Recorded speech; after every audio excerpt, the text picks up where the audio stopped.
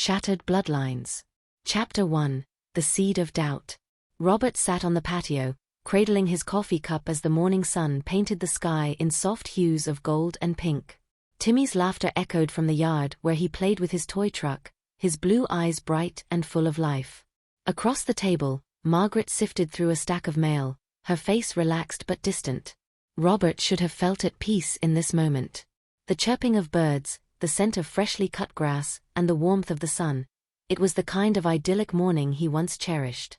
But something gnawed at him, a whisper in the back of his mind that had grown louder over time. Timmy didn't look like David. He didn't look like anyone in their family. Robert shook his head, telling himself it was a ridiculous thought.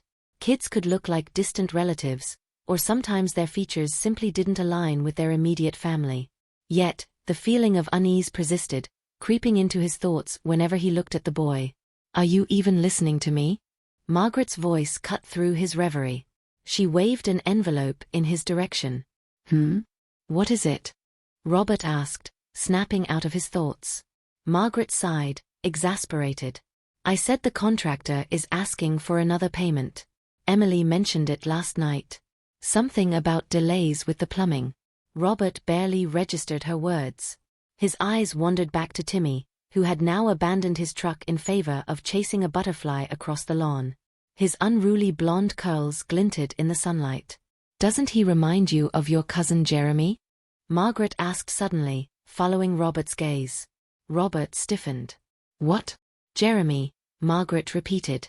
"He had those same curls when he was little. Maybe Timmy got them from him. Genetics are funny like that." Robert forced a nod, though his mind raced. He hadn't thought about Jeremy in years. Could that explain it? Still, it didn't account for the boy's striking blue eyes. Robert's family all had dark eyes, as did David. Emily's were hazel. Blue didn't make sense. That evening, as the household settled into its usual rhythm, Robert found himself alone in the study. He stared at the family photo on his desk, a candid shot from Timmy's second birthday party. David had hoisted Timmy onto his shoulders, both of them grinning from ear to ear. Emily stood beside them, her arm looped through David's, her smile radiant. Robert picked up the photo, scrutinizing it. Something about it felt off, but he couldn't place what. The seed of doubt, once a fleeting thought, had taken root and grown into something he could no longer ignore. Reaching for his phone, Robert hesitated. He knew what he was about to do was drastic, invasive even. But wasn't it his duty to protect his family? If there was even the slightest chance that Timmy wasn't David's son, didn't he have a right to know? His hands trembled as he searched for a local DNA testing service. The process was straightforward, a quick swab, a small fee, and the truth delivered in a matter of days. Robert reasoned that it was better to know than to live with the uncertainty gnawing at him. The following morning, Robert seized his opportunity. Emily had taken David's car to run errands, leaving Timmy at home. Margaret was busy in the garden, her back turned to the house. "Hey buddy," Robert called, crouching to Timmy's level as the boy played with his blocks. "Can Grandpa borrow your cheek for a second?" Timmy giggled, oblivious to the tension in Robert's voice. He complied easily as Robert swabbed the inside of his cheek, then patted his grandson's head, forcing a smile. "Good boy," Robert murmured, though his chest felt heavy. The guilt lingered as he sealed the sample in its container, but he pushed it aside. This wasn't about Timmy, it was about the truth. Days turned into weeks as Robert waited for the results, his anxiety growing with each passing day. He avoided eye contact with Emily, unsure if his suspicion showed in his expression. Margaret remained blissfully unaware, her days occupied with garden projects and charity meetings. When the envelope finally arrived, Robert's hands trembled as he tore it open. His eyes scanned the words, his breath catching in his throat. No genetic relation detected. The words hit him like a blow to the chest. His vision blurred as anger, disbelief, and betrayal surged through him. He read the results again, hoping he had misunderstood. But the message was clear. Timmy wasn't his grandson. Robert sat back in his chair, his mind racing. How could this be? Emily had always seemed devoted to David, the perfect wife and mother. Yet, the evidence was irrefutable. She had betrayed his son, his family. And now, she was living under his roof, pretending everything was fine. He clenched his fists, his jaw tightening. She needed to be confronted, and she needed to be confronted now. The confrontation began subtly. Robert approached Emily in the living room that evening, his voice calm but cold. "Emily, can we talk for a moment?" he asked, his eyes boring into hers. "Of course," she replied, setting aside the book she was reading. "What's on your mind?" Robert pulled the DNA results from his pocket and handed them to her. "Care to explain this?" Emily's brow furrowed as she took the paper. Her confusion quickly turned to shock as she read the results. "Robert, what is this?" she stammered. "It's a DNA test," he said, his voice hard. "I had Timmy tested. He's not David's son." Emily's face went pale. "You did what? How could you? How could I?" Robert interrupted, his voice rising. "How could you? How could you betray David like this? Betray all of us?" "I didn't betray anyone," Emily shot back, her voice shaking with a mix of anger and fear. "I have never been unfaithful to David. Never. I don't know what this test says, but it's wrong." "The test doesn't lie," Robert said, his tone icy. "So why don't you tell me who Timmy's real father is?" Their argument grew louder, echoing through the house. Timmy, sensing the tension, peeked around the corner, his eyes wide with confusion. Emily quickly ushered him upstairs, her heart pounding. When she returned, Margaret was standing in the doorway, her face a mask of shock. "What's going on?" she asked, her voice tense. Robert turned to her, holding up the DNA results. "I had Timmy tested. He's not David's son. And Emily refuses to tell the truth." Margaret's expression faltered, just for a moment, but it was enough for Emily to notice. The older woman quickly composed herself, her voice cold and detached. "Emily," Margaret said, crossing her arms. "If Timmy isn't David's child, you have no place in this house. Pack your things and leave." Emily stared at her, stunned. "You can't be serious. You're kicking us out over this." Margaret avoided her gaze, focusing instead on tidying the room. "You heard me. You and Timmy need to leave. Tonight." Emily's hands shook as she grabbed her phone and dialed David. "You need to come home. Now." Chapter 2, Cracks in the Foundation. David walked into the house with a puzzled expression, his tie slightly loosened and the weariness of a long day evident in his posture. He had barely stepped inside when Emily rushed to him, her voice trembling with urgency. "David, thank God you're here," Emily said, clutching his arm. Her eyes were red, her face pale. "You won't believe what's happening." David glanced at her, confused, then looked over her shoulder to see his parents in the living room.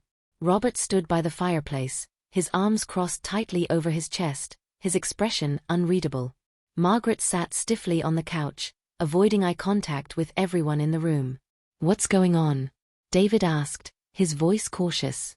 Robert stepped forward, holding the now crumpled DNA results in his hand. "What's going on," he said, his voice heavy with accusation, "is that I had Timmy tested. He's not my grandson." David froze, his eyes darting between his father and his wife. "What are you talking about?" "I'm saying Timmy isn't your son," Robert continued, his voice rising. "Emily has been lying to you." David's face twisted in disbelief. "That's absurd. Emily, tell me this isn't true." Emily grabbed David's hands, tears streaming down her face. "It's not true, David. I swear to you it's not true. I've never cheated on you. Timmy is your son. I don't know why that test says otherwise, but it's wrong." David hesitated, his trust in Emily battling with the weight of his father's accusation. "Dad, why would you even do this? Why would you test Timmy without telling us?" "Because someone had to," Robert snapped. "Look at him, David. He doesn't look like you. He doesn't look like any of us." David took a step back, his face pale. "That doesn't prove anything." "It does when the DNA says otherwise," Robert countered, thrusting the results into David's hands. David scanned the paper, his hands trembling. He felt as though the ground beneath him had shifted. His vision blurred as he tried to make sense of what he was reading. This doesn't make sense," David muttered, looking up at Emily. "How could this happen?" "It didn't." Emily cried, her voice breaking. "David, you know me. You know I'd never. Margaret interrupted, her tone sharp. David, stop pretending. The facts are right in front of you. Timmy isn't your child. Emily needs to leave. David turned to his mother, stunned. Mom, how can you say that? This is Emily we're talking about. Margaret's face hardened, though her eyes betrayed a flicker of unease. This isn't about Emily. It's about the truth. If she's been unfaithful, she doesn't belong here. Emily's hands balled into fists. You've wanted me gone from the start, haven't you? She snapped. Ever since David and I got married, you've been waiting for a reason to push me out. That's enough. Robert bellowed, his voice echoing through the room. This isn't about Margaret. This is about you lying to my son. David raised his hands, trying to regain control of the situation. Everyone, stop. Just stop. The room fell silent except for Timmy's soft cries upstairs. Emily's heart broke at the sound, but she forced herself to stay strong.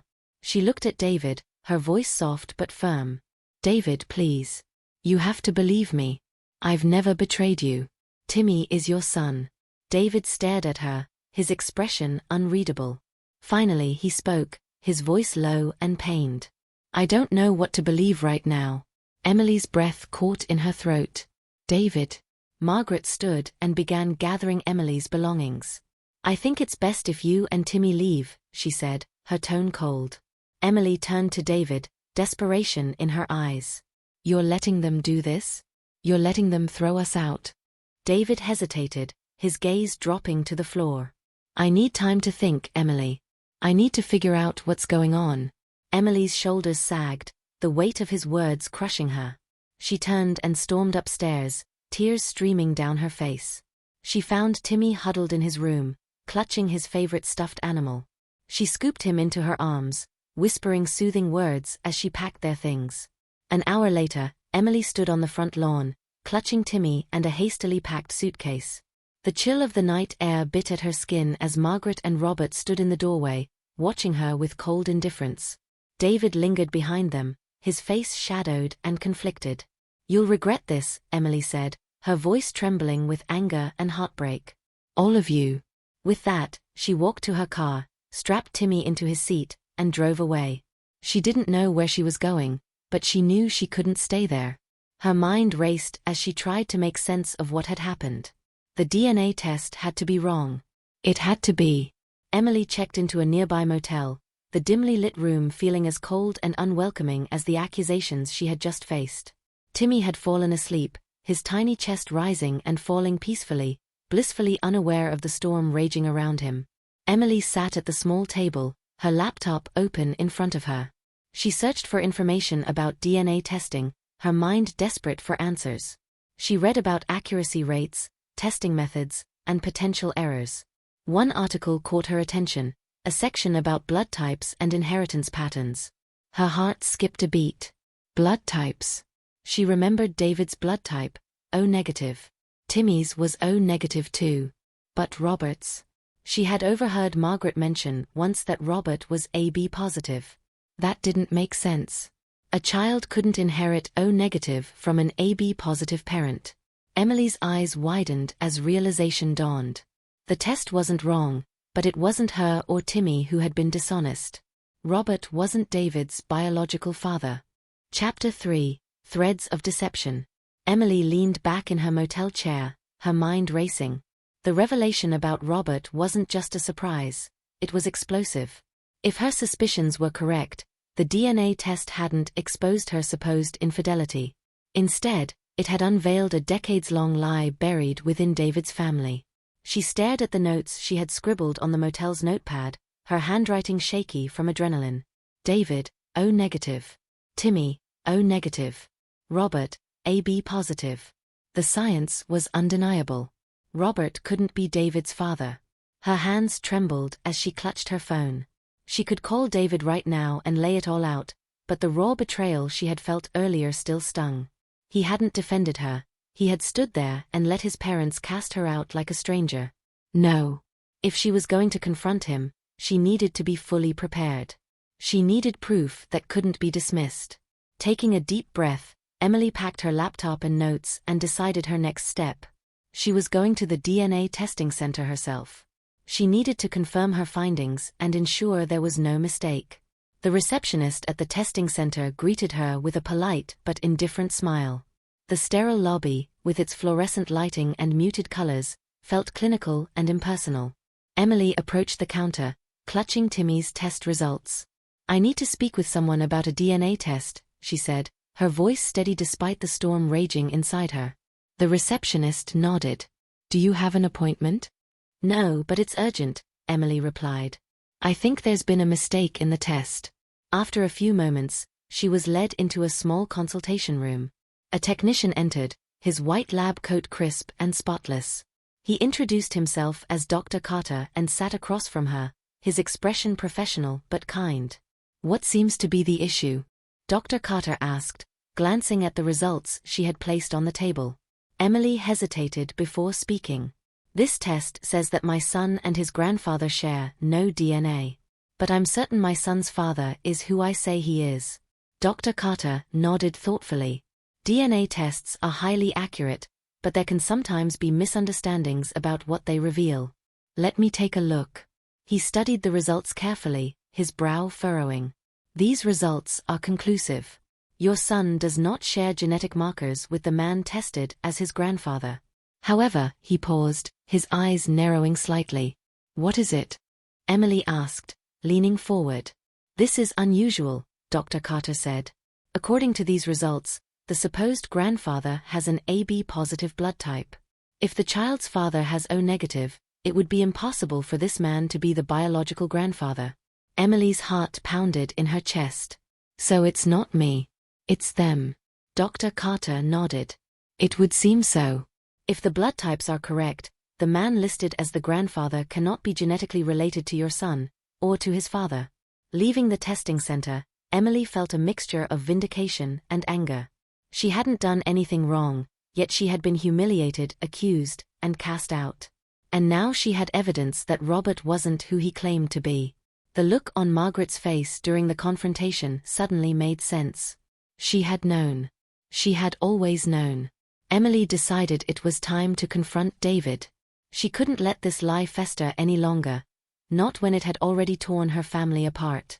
She drove to his workplace, a modest construction site on the outskirts of town.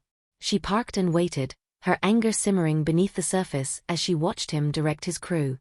When David spotted her, his face registered surprise, then a flicker of guilt. He approached her cautiously, wiping his hands on his jeans. "Emily," he began, his tone guarded. "What are you doing here?" "We need to talk," Emily said, her voice firm. "Now?" David sighed, glancing over his shoulder at his co-workers before leading her to a quieter spot near the edge of the site. "What's this about?" Emily pulled the notes from her bag and held them out. "This. It's about this." David frowned as he took the paper. His eyes scanned the information, his brow furrowing deeper with each passing second. "What is this?" "It's the truth," Emily said, her voice steady despite the emotion bubbling beneath the surface. "Robert isn't your biological father." David's head snapped up, his eyes wide. "What are you talking about?" "Your blood type, David," Emily said. "You're O-negative. Robert is AB positive. That's impossible. He can't be your father." David's hands trembled as he held the paper. That doesn't make sense." "It does if Margaret has been lying to everyone for years," Emily said. Her voice softened. "David, I know you were angry. I know you felt betrayed. But I didn't do anything wrong. This isn't about me. This is about your family." David's face contorted with disbelief and anger. "My mother? You think she—" "I don't think." "I know," Emily said, her voice rising. "And deep down I think you know it too. You saw her reaction when your father confronted me. She knew this would come out eventually." David shook his head, stepping back. I can't deal with this right now." "David, listen to me," Emily pleaded. "Your father is the one who destroyed our family, not me. And your mother, she's hiding something. You need to confront them." David ran a hand through his hair, his mind racing. Finally he nodded, his jaw tightening. "Fine. We'll go together. I want answers." That evening, David and Emily arrived at his parents' home. The tension was palpable as they stepped through the door. Margaret greeted them with forced politeness, but her eyes darted nervously to Robert, who sat in his usual chair, a glass of whiskey in hand. "What's this about?" Robert asked, his tone wary. David held up the paper Emily had shown him.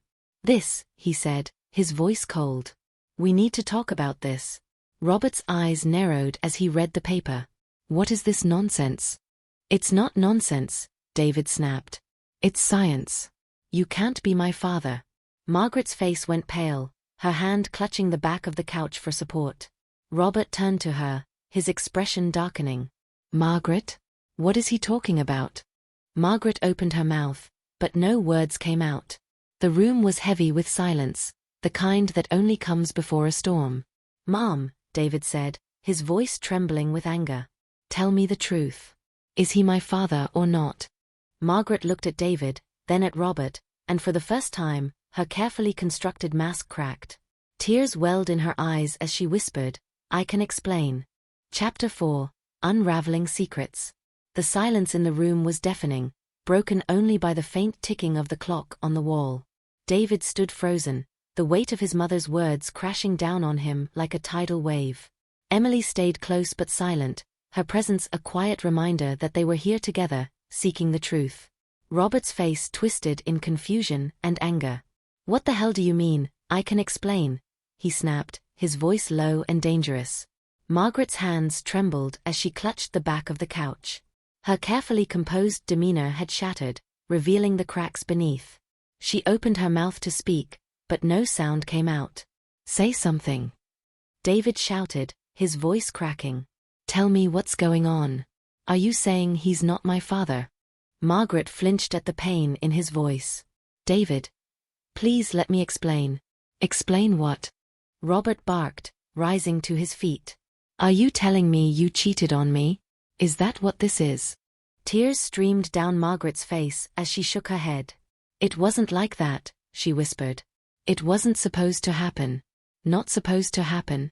David repeated, his voice filled with disbelief. "Mom, what does that even mean?" Margaret sank into the couch, her shoulders slumping as though the weight of the truth had finally become too much to bear. She wiped her eyes and took a deep breath, her voice trembling as she spoke. "It was a long time ago," she began. "David, you have to understand, your father and I were going through a rough patch. He was always working late, always so distant. I felt invisible." Robert let out a bitter laugh, his hands clenched into fists. "So that's your excuse? You felt invisible, so you decided to screw someone else?" Margaret winced but didn't respond to the venom in his voice. She turned to David, her eyes pleading. "I didn't plan it, David. It just happened. There was a man, a coworker. We got close. Too close. And one night, I made a mistake." David took a step back, his legs threatening to give out beneath him. "You're saying this man is my real father?" Margaret nodded, her face crumpling. "I didn't know for sure at first. But when you were born, when I saw your blood type, I knew. Robert couldn't be your biological father." Robert's face was a mask of fury and betrayal. "And you didn't think to tell me? You let me believe he was my son for all these years." Margaret stood, her own anger flaring. "What was I supposed to do, Robert? Ruin our family? Tell you I'd made the biggest mistake of my life? I loved you, and I didn't want to lose you. I thought if I kept it a secret, we could move past it." "Move past it?" Robert roared. "You built our entire family on a lie. You let me raise a son who isn't mine, and you never thought I deserved to know." David's head was spinning. The ground beneath him felt unsteady, like he was standing on the edge of a cliff. "Who is he?" he demanded, his voice trembling with barely contained rage. "Who's my real father?" Margaret hesitated, her lips trembling. "His name was Peter," she said finally. "Peter Langston. He moved away shortly after you were born. I haven't seen or heard from him since." David's chest heaved as he tried to process this information. "You've known all this time, and you didn't think I had the right to know? I was trying to protect you." Margaret cried. "You were happy, David. You had a father who loved you. I didn't want to take that away from you. But you did take it away, David said, his voice hollow. You took away my chance to know who I really am. Emily watched the scene unfold, her heart aching for David. She had come here to clear her name, but the truth she had uncovered was far more devastating than she had anticipated. She reached out to touch David's arm, but he pulled away, his face a mask of pain and confusion. I need some air, he muttered, turning and walking out the front door. Emily hesitated for a moment before following him, leaving Margaret and Robert to continue their bitter argument. Outside, the night air was cool and crisp, offering little comfort to the storm raging inside David. He leaned against the porch railing, his head in his hands. I don't even know who I am anymore, he said, his voice barely above a whisper. Emily placed a hand on his back, her touch gentle. You're still you, David. This doesn't change that. David let out a bitter laugh. Doesn't it? My whole life has been a lie. The man I've called my father for 35 years isn't even my real dad. How am I supposed to deal with that? Emily hesitated, choosing her words carefully. I can't imagine what you're feeling right now. But I do know this, you're a good man. You're a good husband and a good father. Timmy needs you to be strong. David's shoulders sagged. I don't even know if I can look at them, either of them. My mother lied to me my entire life. My dad, he paused, shaking his head. I don't even know what to call him anymore. Emily stepped closer, her voice firm. Robert raised you. He may not be your biological father, but he's been your dad your whole life. That has to count for something. David was silent for a long moment before nodding slowly. Maybe you're right. But I can't just let this go. I need answers. Inside, the tension between Robert and Margaret had reached a boiling point. Robert paced the room, his face red with fury. You made a fool of me, he said, his voice shaking. You made a fool of both of us. Margaret looked at him, her eyes filled with tears. I'm sorry, Robert. I never meant to hurt you. I didn't know how to fix it. Robert shook his head, his voice cold. You didn't even try. You let this lie fester for decades, and now look where we are. The sound of the front door opening interrupted their argument. David and Emily stepped inside, their expressions somber but determined. I want to know everything, David said, his voice firm. No more lies. No more secrets. I want the truth. Margaret looked at him, her face crumpling. I'll tell you everything, she whispered. You deserve that much. Chapter 5. The Weight of Truth. The living room felt suffocating. The air was thick with tension, each member of the family trapped in a storm of emotions too overwhelming to escape. David stood with his arms crossed, his expression a mixture of anger, betrayal, and a desperate need for answers. Emily sat on the arm of the couch, her presence quiet but firm, a silent anchor for David in the chaos. Margaret sat across from him, her face streaked with tears, while Robert loomed by the fireplace, his jaw clenched so tightly it seemed it might snap. Start from the beginning, David said, his voice low and tightly controlled. I want to know everything. Who is Peter Langston, and how did this happen? Margaret wiped her eyes and took a deep, shuddering breath. Peter was someone I worked with, years before you were born, she began, her voice trembling. He wasn't just a co-worker. He was a friend. We worked late together, shared stories about our lives. I thought it was innocent. But it wasn't, Robert interjected coldly, his glare burning into her. Was it? Margaret flinched but continued, her voice steadier now. One night, we were working late on a project. Robert, you were out of town on business. I was lonely and Peter. He was there. He listened when I talked about feeling invisible, about how distant things had gotten between us. So you slept with him, David said, his voice flat. It wasn't a question. Margaret's eyes welled with fresh tears. It wasn't planned. It was a mistake, one I regretted immediately. I told Peter it couldn't happen again, and we agreed to keep things professional. I thought that was the end of it. Robert let out a bitter laugh. And yet, here we are. Margaret turned to him, her face crumpling. I didn't know I was pregnant until weeks later. And even then, I convinced myself it was your child. I wanted it to be your child, Robert. I told myself I could bury what had happened and move on. David's voice cut through the room like a blade. But it wasn't his child. You knew that as soon as I was born. Margaret nodded, her face pale. When I saw your blood type, I knew. But by then, Peter was gone. He'd moved across the country for a new job. And Robert. He was so happy to be a father.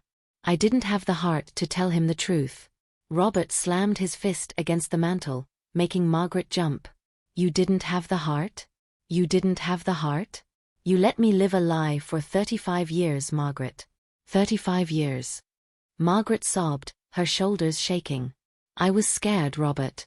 I was scared of losing you, of losing our family. I thought if I kept the secret, we could still be happy. David shook his head, his hands balling into fists. You didn't just lie to Dad. You lied to me. You stole my chance to know my real father. Margaret's face crumpled. I know, David. And I'm sorry. I was selfish, and I was wrong. But I loved you, both of you. I still do. Love doesn't justify this, David snapped. Love doesn't erase 35 years of lies. Emily, who had been silent until now, spoke up, her voice calm but firm. Margaret, did Peter ever know? Did he know David was his son? Margaret hesitated, then shook her head. No. I never told him. He moved away before I had the chance. And after you were born, I decided it was better that way. David let out a bitter laugh. Better for who? For you. For all of us. Margaret cried. You had a good childhood, David. You had a father who loved you. I didn't want to take that away from you. You didn't want to take it away, Robert said, his voice dripping with sarcasm. But you were fine with taking my trust, my pride, and my entire sense of family. Margaret turned to him, her face desperate. Robert, I know I hurt you. I know I betrayed you. But please, don't throw away everything we've built. We've been married for 40 years. Doesn't that count for something? Robert stared at her, his expression unreadable. It used to. But now, I'm not sure what's real anymore. As the argument continued, David felt like he was watching his family disintegrate before his eyes. His parents, once the pillars of stability in his life, were now exposed as deeply flawed and broken. The weight of their betrayal pressed down on him, threatening to crush him. I can't do this, David said suddenly, his voice raw. I need to get out of here. David, wait, Margaret began, but he held up a hand to stop her. I don't want to hear it, he said, his voice cracking. I need time to process this. Emily followed him to the door, her heart aching as she watched him struggle to hold himself together. David, she said softly, placing a hand on his arm. You don't have to do this alone. David shook his head, his eyes filled with pain. I don't even know who I am anymore, Emily.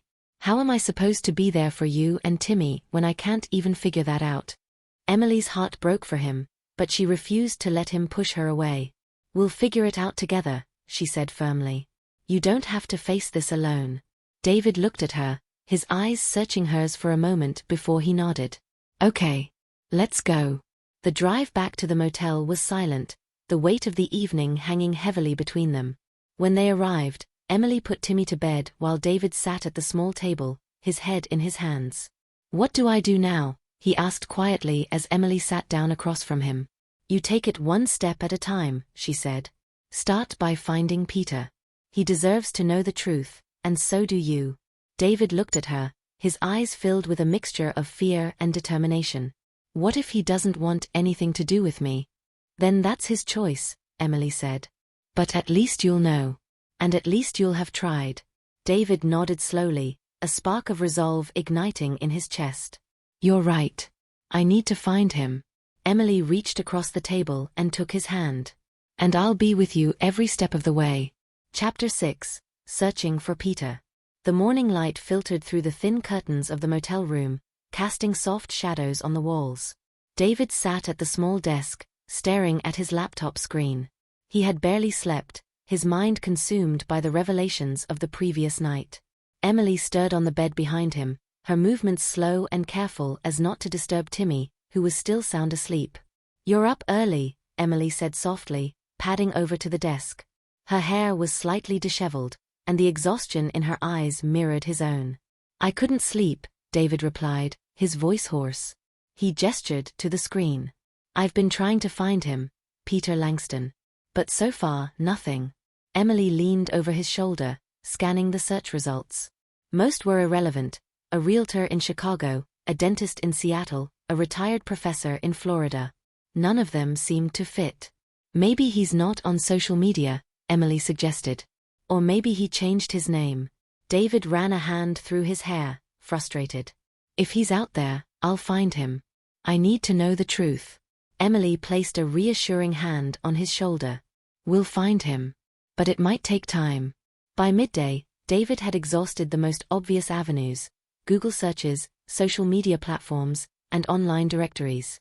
He sat back in his chair, rubbing his temples as a headache began to form. Emily, sensing his frustration, took over the search, her fingers flying across the keyboard. What about a public records database? She suggested. We could try looking for old property records or job histories. David nodded, his hope rekindled. Yeah, that might work. Together, they scoured a database, narrowing the search to the city and company Margaret had mentioned from years ago. After an hour of digging, Emily let out a small gasp. Here, she said, pointing to the screen. Peter Langston. He worked at the same company as Margaret until 35 years ago. Looks like he moved to California after that. David leaned forward, his pulse quickening. Does it say where in California? Emily clicked on a link, her eyes scanning the page. Los Angeles. He worked there for a few years, then. Looks like he started his own consulting firm. David grabbed a pen and jotted down the address. It's a lead. It's something. Emily smiled softly. We'll figure this out. That afternoon, David and Emily packed up their things and checked out of the motel. David couldn't bring himself to return to his parents' house, not after everything that had happened. Instead, they decided to rent a small apartment nearby, giving them space to breathe and focus on their next steps. Timmy, blissfully unaware of the turmoil around him, clung to Emily as they settled into their new space. David watched them from the kitchen, his heart heavy with a mix of guilt and determination.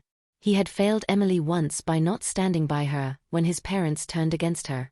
He wasn't going to fail her again. Over the next few days, David threw himself into the search for Peter. Emily continued to support him, offering suggestions and helping with Timmy while he worked. The closer he got to uncovering the truth, the more determined he became. Finally, after days of effort, David found what he was looking for: a current address for Peter Langston. The listing was for a modest home in a quiet suburb of Los Angeles. David stared at the address, his hands shaking. This is it, he said quietly. This is where he is. Emily sat beside him, her expression a mix of encouragement and concern. Are you ready for this? David hesitated, his mind racing with questions. What if Peter didn't remember Margaret? What if he refused to acknowledge him? Or worse, what if he wasn't the man David thought he might be?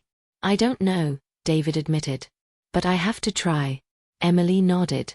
We'll go together. You don't have to do this alone. The flight to Los Angeles was quiet, each of them lost in their own thoughts.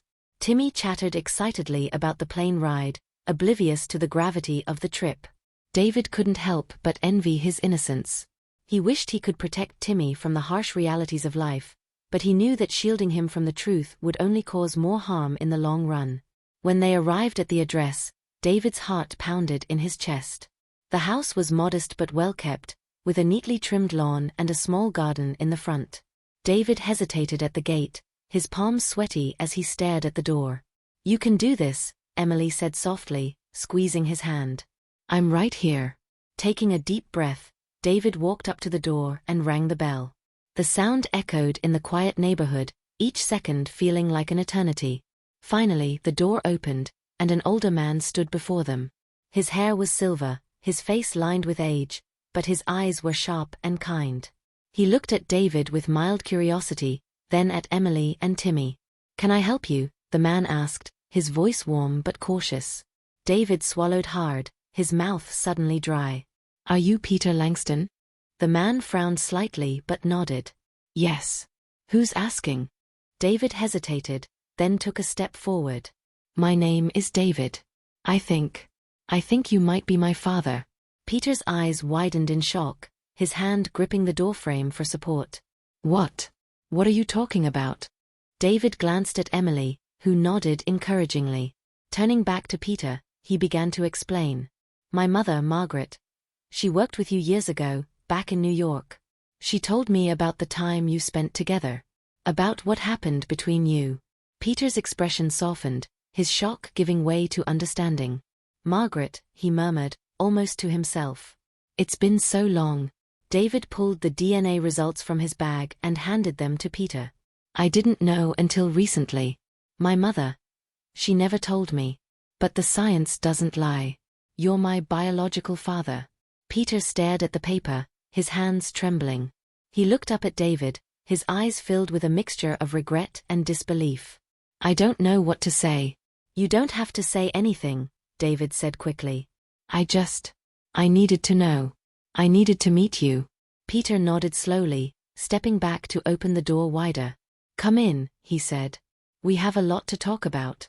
Chapter 7, A Father's Silence.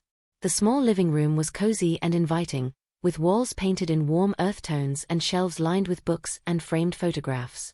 Peter gestured for them to sit, his movements hesitant and awkward. David glanced at the pictures on the shelves, noting several of Peter with a woman who appeared to be his wife, as well as a few of a young man and woman who looked like they might be Peter's children. Half-siblings, David thought, the realization sending a strange pang through his chest. Can I get you something? Water? Coffee? Peter asked, his voice tight. No, thank you, David said quickly, though his throat was dry. He could feel Emily's reassuring presence beside him, but it did little to ease the tension in his chest. Peter sat across from them, his hands clasped tightly together. He looked at David with a mixture of curiosity, guilt, and a flicker of something that might have been recognition. So, Peter began, his voice heavy, Margaret told you about us? David nodded, his jaw tightening. Not until last week. She told me everything, about your relationship, about what happened between you. And she told me she's known since the day I was born that you're my biological father. Peter's face crumpled, and he leaned forward, his elbows on his knees. I had no idea. She never told me. She didn't tell anyone, David said, his voice tinged with bitterness. Not me. Not my father, the man who raised me. No one. Peter's eyes filled with regret. If I had known. If she had told me, I would have, he paused, his voice breaking. I don't know what I would have done. But I wouldn't have ignored it. I wouldn't have ignored you. David's chest tightened at Peter's words. He wanted to believe him, but the years of lies and secrecy made it difficult to trust anyone. Why didn't you ever reach out to her? After you left, why didn't you stay in touch? Peter sighed, his gaze dropping to the floor. It was complicated. I got a job offer in California, a big opportunity. Margaret and we had already decided to end things. It was a mistake, and we both knew it. I thought it was better to move on. But you didn't just move on, David said, his voice rising. You disappeared. You left without a second thought, and now here I am, 35 years later, trying to piece my life together. I didn't know. Peter said, his voice cracking. I didn't know, David. If I had, I would have been there for you. I swear. Emily placed a hand on David's arm, her touch grounding him. David, she said softly, he's trying to explain. David took a deep breath, his anger simmering just below the surface. It's a lot to process. My entire life, I thought I knew who I was. I thought I knew my family. And now everything feels wrong. Peter nodded, his expression somber. I understand. And I'm sorry, David. I truly am. I can't imagine what this has been like for you. David studied Peter's face, searching for answers in the lines and wrinkles of a man he had only just met but who shared his blood. What about now? He asked. What happens now? Do you even want to be a part of my life? Peter looked startled by the question. Of course I do, he said quickly. If you'll let me, I want to get to know you. I want to make up for lost time, as much as I can. David leaned back in his chair, his emotions swirling. It's not just me you'd be getting to know, he said, glancing at Emily and then at Timmy, who was playing quietly on the carpet. That's my wife, Emily, and my son, Timmy. They're part of this too. Peter's gaze softened as he looked at Timmy, a small smile tugging at the corners of his lips. "He's a handsome boy," he said. "You must be very proud." David's throat tightened, and he nodded. "I am." The conversation shifted as Peter asked about David's life. His childhood, his career, his family. David spoke cautiously at first, unsure of how much to share, but as the hours passed, he found himself opening up. Peter listened intently, his expressions of pride and interest genuine, and for a moment, David allowed himself to imagine what it might have been like to grow up with this man as his father. As the afternoon turned into evening, Peter's wife Laura returned home. Her surprise at finding strangers in her living room quickly gave way to understanding as Peter explained the situation. She greeted David and Emily warmly, her kindness a balm to the tension that had lingered in the air. "Dinner's already cooking," Laura said with a smile. "You're all welcome to stay and join us." David hesitated, glancing at Emily. She nodded subtly, encouraging him. "We'd like that," he said finally. The dinner table was filled with conversation and laughter, the atmosphere surprisingly light given the weight of the day. Laura asked questions about Timmy, sharing stories about her own children, who were now grown and living on their own. Peter spoke about his career and the path that had led him to California, filling in gaps that David hadn't even known existed. For the first time in days, David felt a sense of peace. It wasn't complete, and it wasn't without complications, but it was a start. As they prepared to leave that evening, Peter pulled David aside. "I want to be a part of your life," he said earnestly. "Whatever that looks like, however long it takes, I'm here." David looked at him, the weight of the past and the possibilities of the future heavy on his shoulders. "I don't know what that looks like yet," he admitted. "But I'm willing to try." Peter nodded, his expression one of quiet determination. "That's all I can ask." The drive back to the hotel was quiet, the city lights flashing by in a blur. Emily reached over and took David's hand, her fingers intertwining with his. "You did the right thing," she said softly. "I'm proud of you." David glanced at her, his heart swelling with gratitude. "I couldn't have done it without you." As they pulled into the hotel parking lot, David felt a flicker of hope for the first time in days. The path ahead was uncertain, but he was ready to face it, one step at a time. Chapter 8: Fractured Bridges. Back in the rented apartment, the weight of the meeting with Peter hung in the air like a thick fog. David sat at the small dining table, staring at his phone. His emotions were a tangled mess of relief, curiosity, anger, and lingering betrayal. Emily watched him from the kitchen, her hands busy washing dishes but her eyes flicking to him every few moments. "You're thinking about calling him, aren't you?" Emily asked gently, breaking the silence. David looked up, startled. "Who?" "Your mom," Emily said, turning to face him. "You want to know why she never told Peter the truth." David sighed, running a hand through his hair. "I don't even know what I'd say. Part of me wants to scream at her. The other part, I don't even know if I can look at her right now." Emily dried her hands and walked over, sitting across from him. "I think you need closure, David. For yourself, not for her. You deserve to hear her side of the story, even if it doesn't make sense." David nodded slowly, her words resonating. "You're right. I need answers." The next morning, David called Margaret. The phone rang several times before she picked up, her voice hesitant. "David," she said softly. "I didn't expect to hear from you." David's grip tightened on the phone. "We need to talk. In person." Margaret hesitated. "Is that a good idea? After everything?" "It's not up for debate, Mom," David said firmly. "I'll be at the house in an hour." Margaret sighed, the weight of her guilt evident in her voice.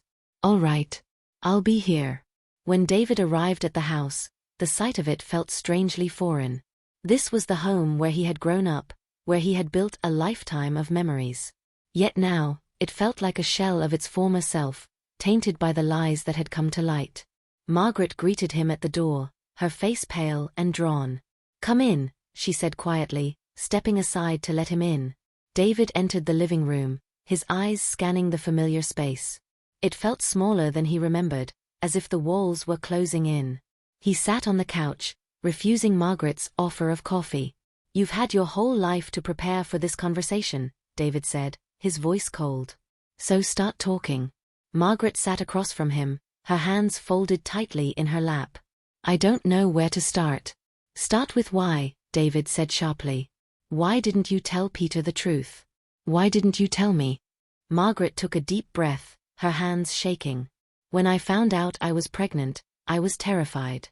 I knew there was a chance Peter was the father, but I didn't want to believe it. I thought if I ignored it, it would go away. David scoffed. Ignored it? Mom, you built our entire family on a lie. I know, Margaret said, tears brimming in her eyes. I know I was wrong, David. But I was scared. I loved Robert, and I didn't want to lose him. And you were just a baby. I wanted to give you a stable home, a happy family. David's voice rose. A stable home built on lies. You took away my right to know who I am, to know where I come from. You stole that from me, Mom. Margaret flinched, her tears spilling over. I thought I was doing the right thing. I thought I was protecting you. Protecting me? David said bitterly. Or protecting yourself? Margaret didn't answer, her sobs shaking her shoulders.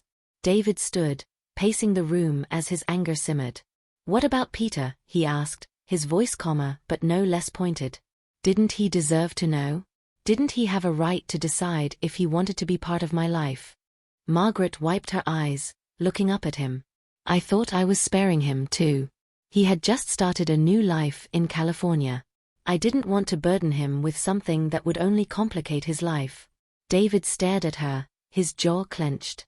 You don't get to make that decision for him. Or for me. You took away choices that weren't yours to take. Margaret's shoulders sagged, her guilt written plainly on her face.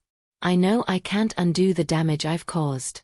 But I hope someday you can forgive me. David shook his head, his emotions too raw to offer forgiveness. I don't know if I can. As he left the house, David felt no sense of closure, only a deep exhaustion. The conversation had dredged up years of buried resentment and left him feeling hollow. He got into his car and sat there for a long moment, staring at the steering wheel.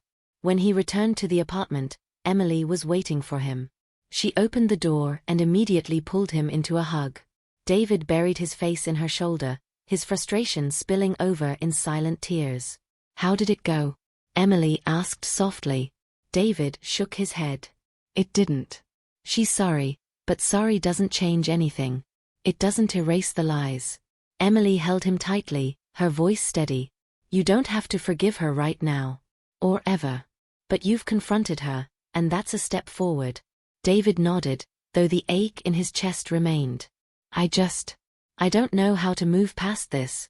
Emily pulled back, looking him in the eyes. One day at a time. And you're not alone in this. We'll figure it out together. The following day, David received a call from Peter. His voice was hesitant but warm. David, I've been thinking about our conversation. There's something I want to show you. What is it? David asked, his curiosity piqued. It's easier to explain in person, Peter said. Can you come by tomorrow? David agreed, his mind racing with possibilities. As he hung up, he turned to Emily, his expression a mix of anticipation and uncertainty. What do you think he wants to show me? David asked. Emily shrugged, her smile reassuring. Only one way to find out. Chapter 9, A Father's Legacy. David stood on Peter's doorstep once again, the late morning sun casting long shadows across the quiet neighborhood. He had barely slept the night before, his mind racing with questions about what Peter might want to show him. Emily had reassured him repeatedly, her unwavering support a steady anchor in the storm of his emotions.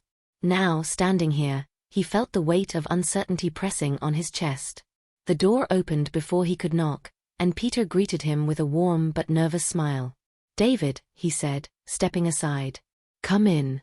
David entered the house, the same cozy living room that had felt so foreign just days ago. Now, there was a familiarity to it, as though he was stepping into a chapter of his life he hadn't realized was missing. I appreciate you coming, Peter said, leading David toward the dining table. A stack of old photo albums and a few faded envelopes lay neatly arranged. What is all this? David asked, eyeing the items. Peter motioned for him to sit. It's my life, he said with a soft chuckle.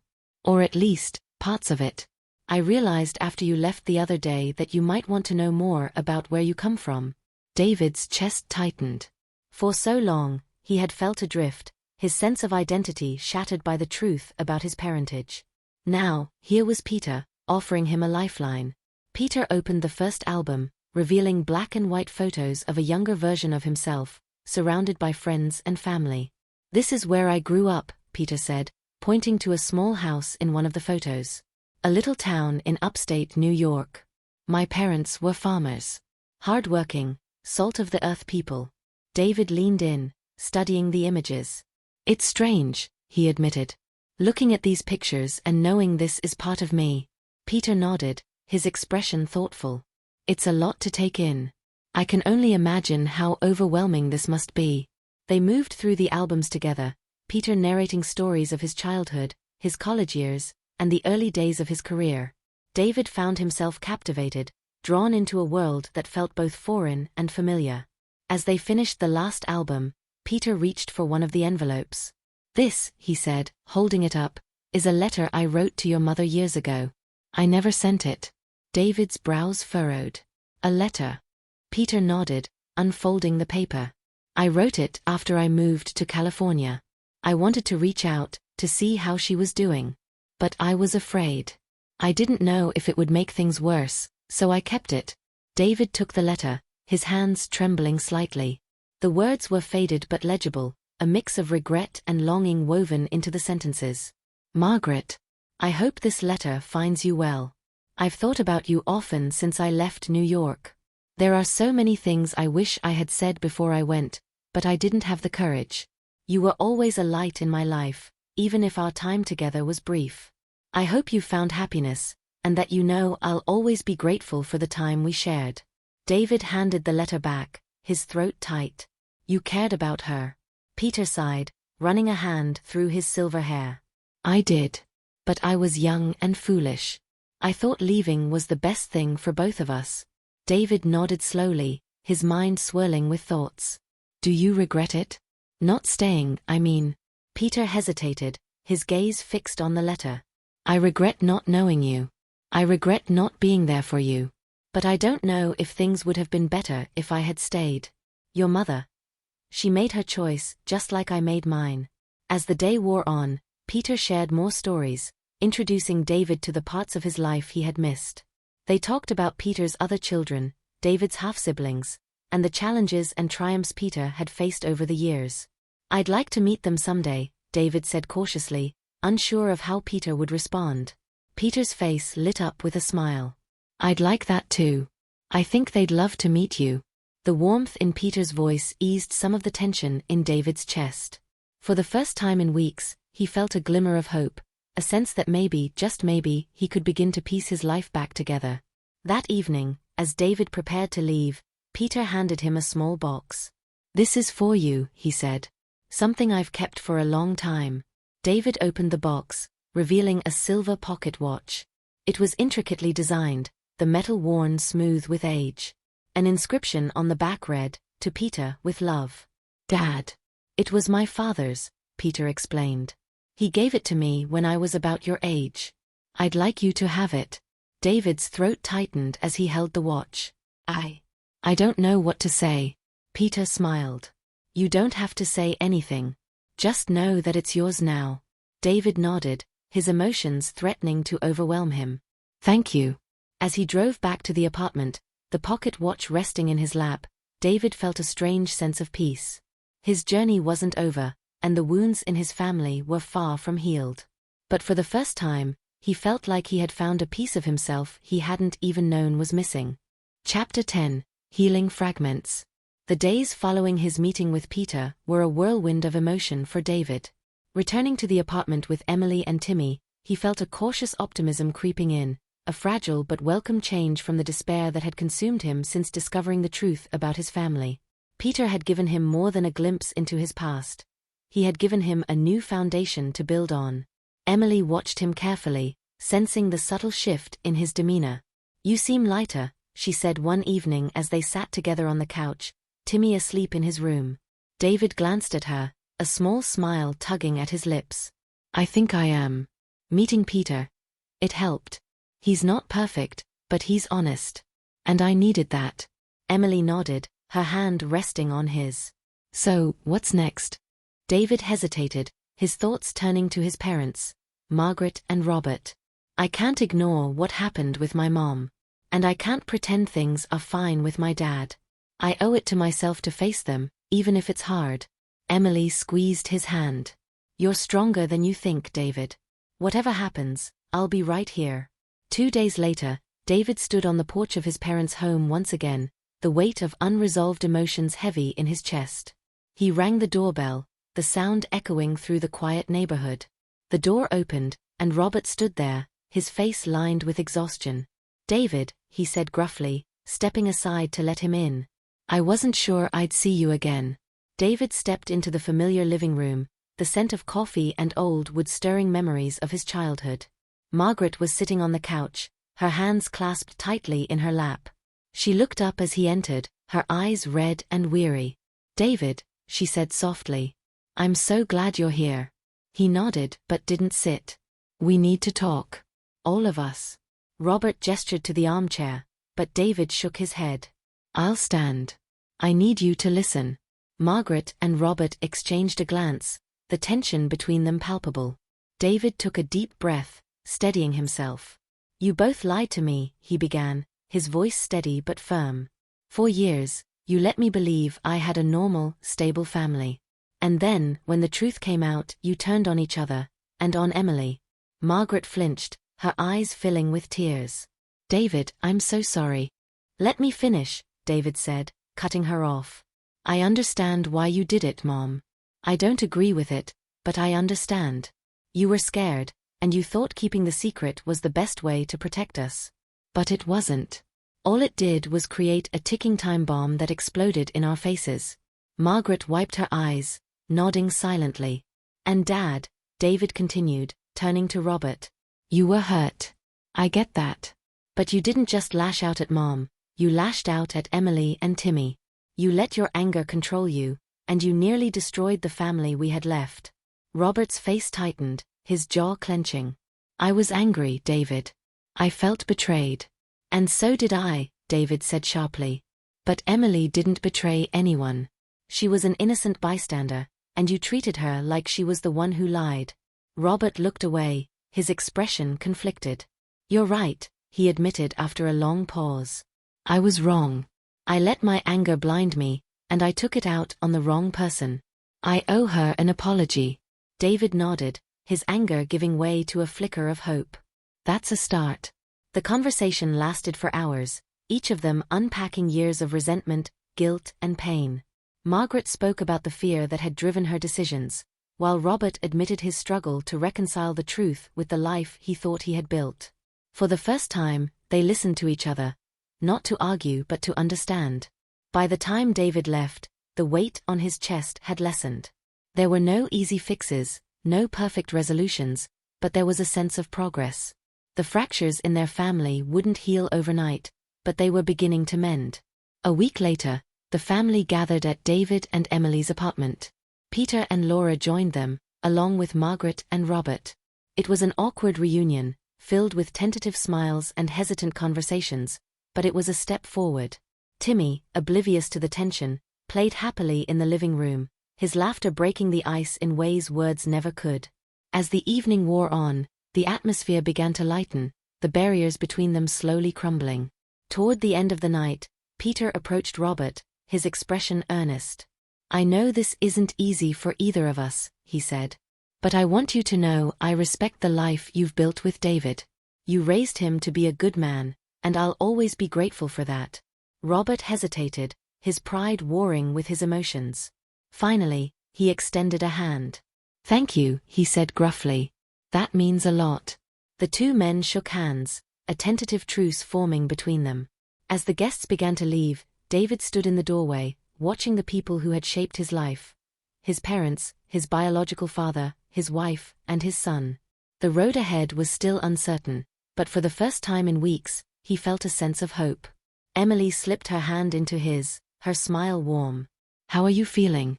Better, David said honestly. It's not perfect, but it's a start. Emily leaned her head against his shoulder. That's all we need. As the night settled around them, David held onto that thought, ready to face whatever came next. Chapter 11, Shadows of Doubt. The weeks following the tentative reunion were a mix of progress and unease. David worked hard to maintain a fragile balance between the old and new parts of his life. His relationship with Peter grew steadily, each conversation revealing new facets of the man who had unknowingly shaped his existence. Yet, the uneasiness with his parents lingered like a shadow, never entirely dissipating. One afternoon, David found himself back at his parents' home. Margaret had invited him over for lunch, a gesture he cautiously accepted. The house felt different now, less like the safe haven of his childhood and more like a space haunted by unspoken truths. As he sat at the kitchen table, Margaret placed a steaming plate of pasta in front of him, her movements nervous and deliberate. "Thank you," David said, his tone polite but distant. Margaret sat across from him, her hands folded tightly on the table. "I'm glad you came. I've missed you." David nodded but didn't reply. He focused on his food, avoiding her gaze. The silence stretched between them until Margaret cleared her throat. "I've been thinking a lot about what you said," she began. "About the choices I made. And you're right, I was wrong to keep the truth from you. I should have told you, and I should have told Peter. I can't change the past, but I want to make things right." David looked up, his expression skeptical. "How?" Margaret hesitated. "I've been in touch with Peter. We've talked a few times since the reunion. He's a good man, David. I see that now." David's eyebrows rose in surprise.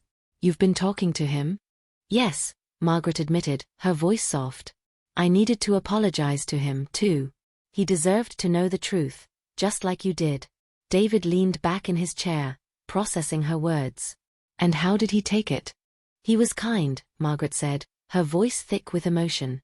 "More forgiving than I deserved. He told me he wants to focus on the future, on building a relationship with you. And I want to support that, David. I really do."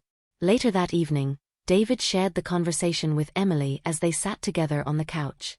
Timmy was asleep in his room, leaving them a rare moment of quiet. "She's trying," Emily said, her tone thoughtful. "That has to count for something." David sighed, rubbing the back of his neck. "I know. But it's hard to forget everything she put me through. Everything she put us through." Emily leaned against him, her voice gentle. "Trust takes time, David. You don't have to forgive her all at once. But if she's making an effort, maybe that's a start." David nodded, her words sinking in. "I guess it is." As the weeks passed, the family dynamics began to shift. Margaret and Peter established a cordial rapport, their shared regret forming an unlikely bond. Robert, though still wary of Peter, began to soften, his walls slowly coming down. For the first time in years, David felt a glimmer of hope that his family might find a way forward. But just as things seemed to be settling, a new complication emerged. One afternoon, while visiting Peter, David noticed a stack of legal documents on the dining table. Peter had been in the kitchen, pouring coffee, leaving David alone for a moment. His eyes caught the bold title on the top page, "Last Will and Testament of Peter Langston." David's stomach tightened as he read the first few lines. It wasn't the contents of the will that caught his attention, but a note scribbled in Peter's handwriting on the margin. "Update after meeting David. Everything okay?" Peter's voice startled him, and David quickly stepped back from the table. "Yeah," David said, forcing a smile. "I was just looking around." Peter set the coffee mugs down and joined him at the table. "I've been working on updating some things," he said casually. "Getting my affairs in order." David's throat tightened. "Because of me?" Peter paused, his expression thoughtful. "In part, yes. Meeting you has changed a lot for me, David. It's made me think about the kind of legacy I want to leave behind." David sat down, his heart heavy. "You don't have to do anything for me, Peter. I didn't come into your life expecting anything."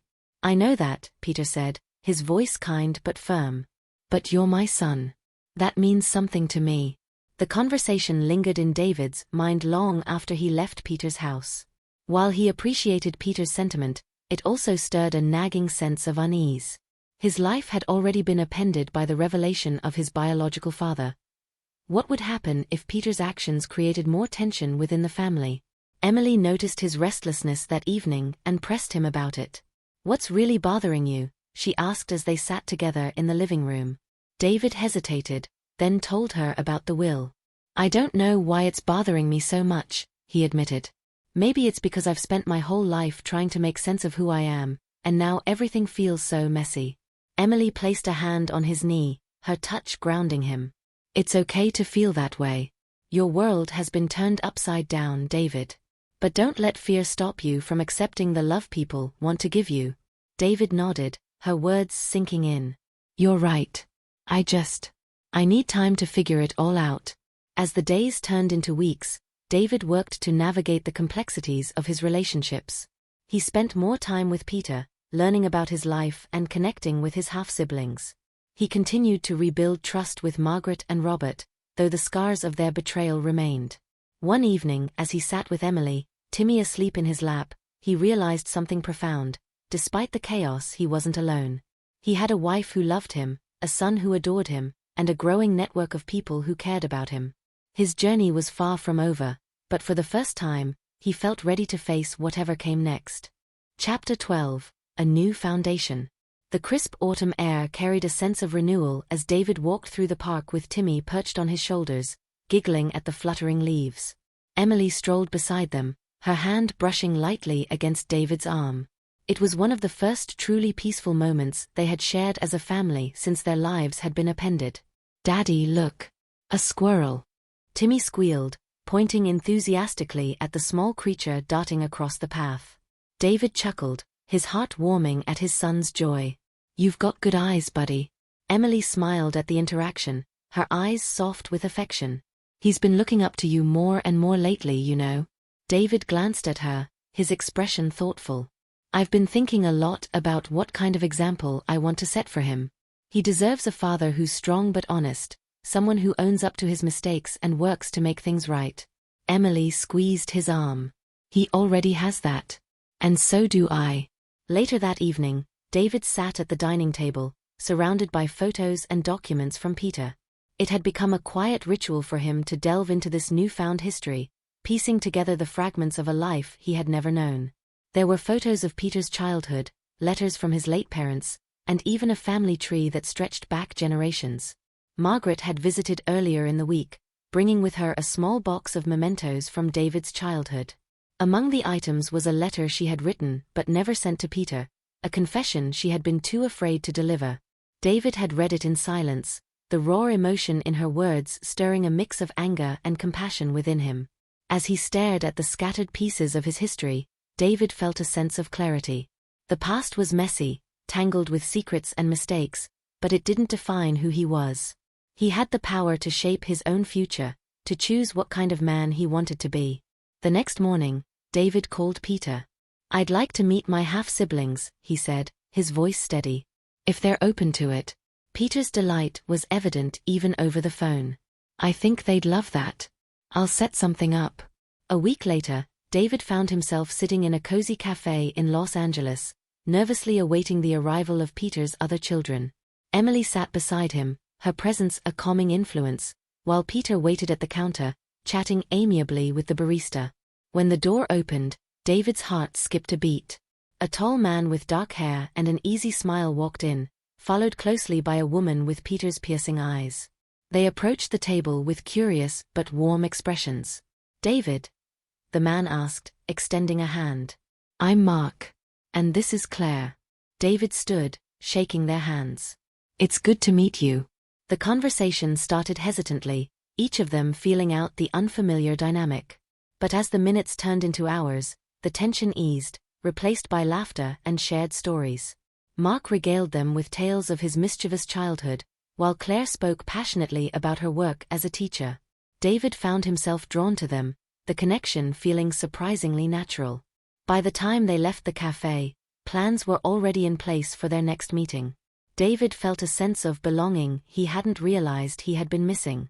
Back home, the family continued to heal. Robert and Margaret worked to rebuild their marriage, their shared guilt and love for David serving as a foundation for a fresh start. Peter became a consistent presence in David's life, offering guidance and support without overstepping his bounds. One evening, as David sat with Robert in the backyard, the older man cleared his throat awkwardly. "I owe you an apology," Robert said, his voice gruff. "For how I handled things. For not standing by you and Emily when I should have." David looked at him, surprised by the vulnerability in his father's eyes. "You've always been my dad," David said softly. "Biology doesn't change that. And I know this hasn't been easy for you." Robert nodded, his expression softening. "I'm proud of the man you've become, David.